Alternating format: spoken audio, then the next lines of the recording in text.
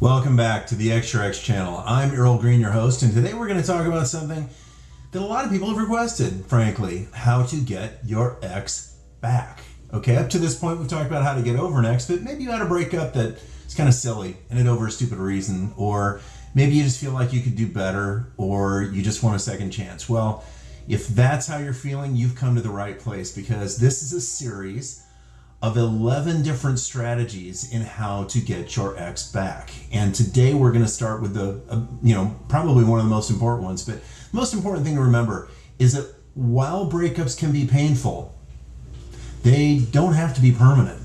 In fact, you might be surprised how easy it is to get an ex back. And we're going to discuss exactly how to do that on today's episode. So stay tuned. Now, before we get too far into this, I want you to know it's important to understand that a lot of breakups aren't actually even breakups. I know it sounds really crazy, but a lot of times they're just tests. And all these tests is to see how well you do before the other person makes a long-term commitment to you, because a lot of times it comes out of the blue when you're just about ready to make a long-term commitment, right? And all of a sudden it's like, wow, what happened? I thought we were getting together so well, and all of a sudden she calls me over, and the next thing I know we're over. Well, that turns out to be a test. And what this person is looking for is how you handle yourself, how you compose yourself when you're being broken up with, okay?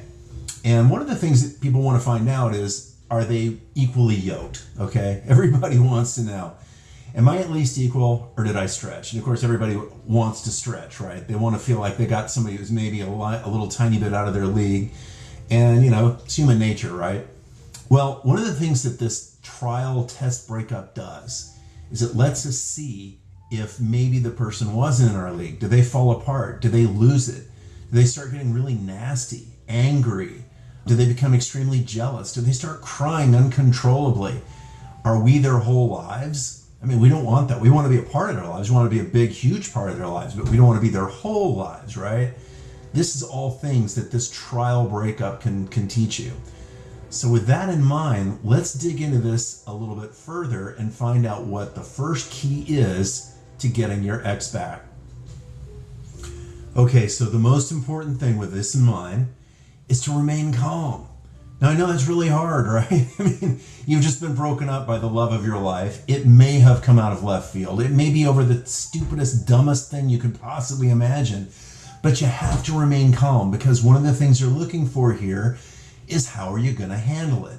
And the answer in how to handle this is that you're fine. I mean, you're upset. You want to know what's going on. I mean, you're not acting like you don't care, but at the same time, you're not falling apart, okay? Your whole life doesn't revolve just completely around this other person. Them leaving you isn't going to shatter your life. Now, understand, while this is happening, it may be shattering your whole life, right? I mean, frankly, it's perfectly normal. The love of your life is telling you they don't want to be with you anymore, and you probably maybe didn't expect it. Maybe you did, who knows? But again, the most important thing is to remain calm. It's something along those, wow, I'm really shocked. I mean, can you tell me about this? I mean, I just want to know. I mean, no crying, nothing like that. But just say, look, can we talk about this? I really care about you. I really love and care about you. I don't want to make you be with me if you don't want to be with me, but I would like just to know more about what's going on. And then, after a point, just say, well, hey, look, whatever they say, you start to validate it. You get the idea, okay? It's like, okay, I hear you, I understand. You're not falling to pieces. You're just talking to them. And this is going to take a lot of acting. It's not going to be easy. I completely understand it. But at the same time, if you can give this kind of a response back, this is what the trial breakup wants. Even if it's not a trial breakup, let's say it's a real breakup, this is still your best approach. So I talk on this channel a lot about high value daters, and one of their secrets is that they don't let breakups get to them. And I asked them, how is this possible? I mean, when I was a young guy in my 20s, breakups killed me. They devastated me, especially if, like these, they just kind of came out of nowhere. And the reason is that they didn't worry about any one person not working out, okay? They don't. They come from an abundance mindset. And that's what makes them so attractive, is that they're not throwing themselves at whoever they, are currently with. They're not, oh, my life begins and ends with you. I mean, You know, I use this example a lot, but can you imagine James Bond crying and falling apart during a breakup? No, because he had an abundance mindset.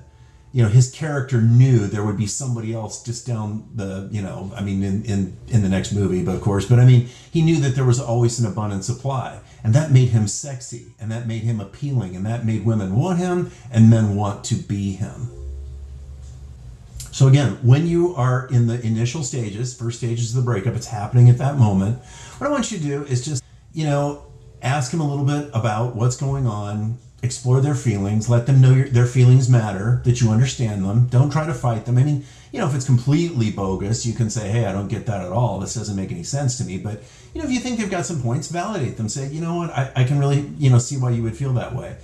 And then, you know, after you talk to them, if it's really coming to an end, just say, look, we've had some great times together. I've really enjoyed your company. And you know what? Maybe this isn't going to be a romantic relationship, but I hope we can at least remain friends, right? Why do you want to do that? Well, it leaves the door open and it takes the pressure off, okay? So if you're saying, no, can we get back to you? Let's talk and let's figure this out. No, that's pressure. And one of the reasons people break up is they feel caged. And we're going to talk about that in one of the upcoming videos.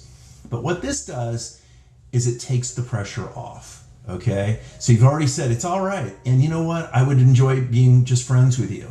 This is critical. This is very important for you to do because it will open the door to being able to get back together with them where you can do additional things that is going to get you back with your ex. So again, remember, you know, this tactic, it's amazing.